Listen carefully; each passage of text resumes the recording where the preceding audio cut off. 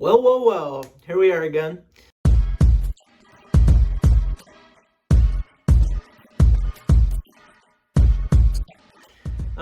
We're going to be talking about some interesting topic here today. I know a lot of people probably don't like this movie, but again, as per most of my famous movie takes, I'm a huge fan of it. If you don't know me, my name is Casey. I used to do Movie Madness and a couple other shows, but I'm here again, basically just giving my take on one of my childhood favorite movies. Very nostalgic for me.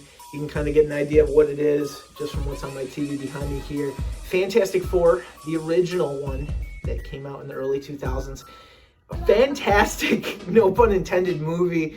It's all of that really cheesy early 2000s fun that you know from those early 2000s superhero movies. Very in line with the early X-Men movies, which were also done by Fox, who did this movie.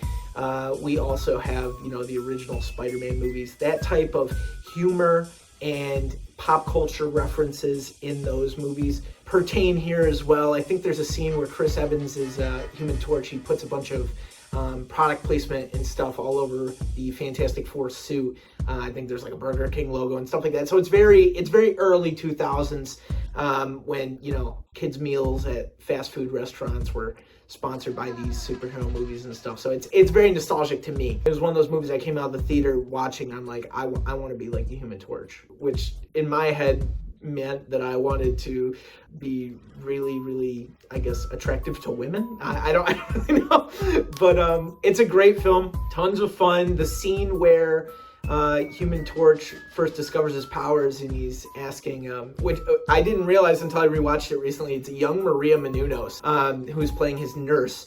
He ends up basically just being attractive enough for her to end up agreeing to go with him snowboarding out in the mountains while they're all getting investigated for their symptoms that they're showing when they first start to realize they have powers.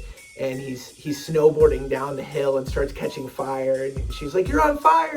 He's like, I know, I'm pretty good, right? And it's just like, it's so classic cheesy early 2000s humor that I fucking love. I also, not a lot of people talk about it, but I think Dr. Doom in this movie is really good.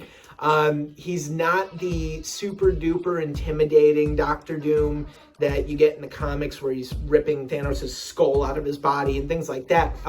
This is a very, and this might sound crazy, very comparable in terms to like Emperor Palpatine in Star Wars, where he's a character who knows he's evil and fucking loves it. He's just like a bunch of one-liners right as they're all about to fight at the end of the movie. He's like, this is gonna be fun, and he's like, he's I don't know. It's very early 2000s. I know I sound like a broken record saying that, but it's a really fun time, and I think a lot of people, looking back at it now compared to what they did think about it when it came out, because obviously it was a success. They got a sequel, Rise of the Silver Surfer. I think that came out in 2007 or 2008. They got that sequel, and it had to be a box office success in order to get that, or the toys were just selling incredibly good. But either way, it's a real fun time to go back and watch, especially if you're with a group of friends on a late night, doing a little late night drinking game, watching it. It's a real fun time. I would also say just and this gets brought up somewhat when you compare it to the stuff with the MCU movies,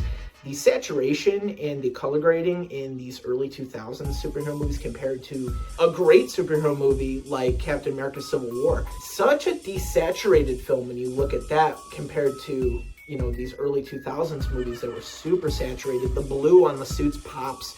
Dr. Doom's green cloak, it just looks great. It looks like a comic book. Even comparable to, Spider-Man 1 when Spider-Man's in the fire of the building fighting Green Goblin.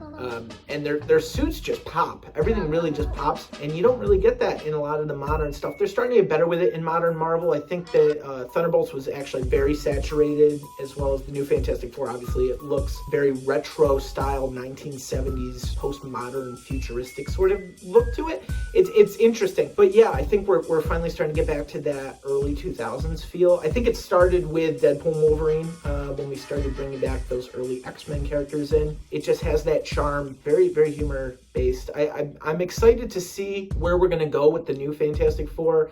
I have not to this day seen the 2016, I think, 2016 Fantastic Four movie, or a lot of people call it Fan Four Stick because the four was in the middle. I've not seen it. I like the actors in it. I like Miles Teller. I like Michael B. Jordan. They're both great. So eventually I'll watch it and I'll hopefully have a little bit of a even more fond look at these early 2000s ones.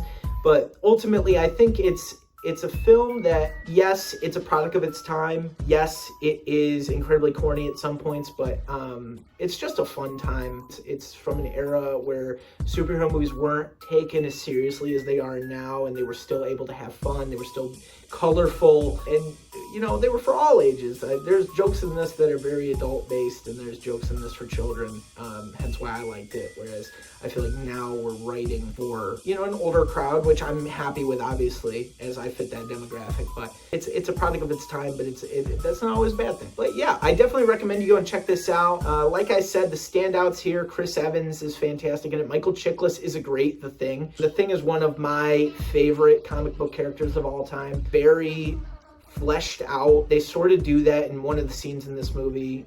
Just off to a quick tangent here. The scene where the Thing, finally gets to reintroduce himself to his fiance, I believe, after she sees what's become of him. Now he's all covered in rocks, and she puts the ring on the ground in a later scene.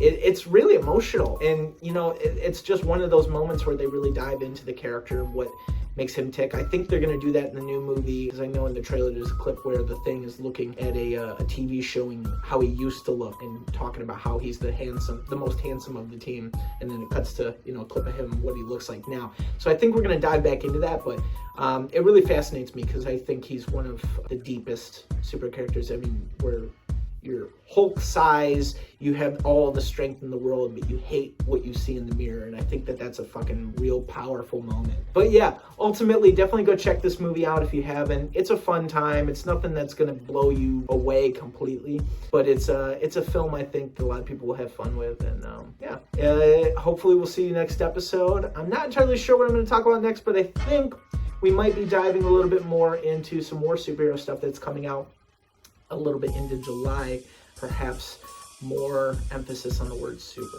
Anyway, have a good one, guys. Thanks for watching.